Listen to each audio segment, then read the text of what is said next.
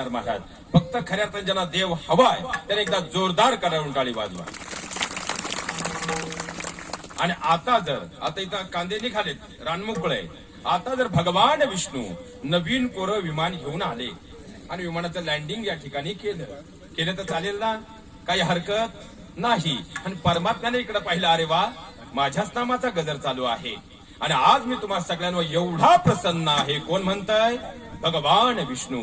की आज मी तुम्हा सगळ्यांना सदेह वैकुंठाला न्यायला आलोय. कसं सदेह. फक्त कीर्तन झालं, महाप्रसाद झाला, सगळ्यांनी येऊन विमानात बसा.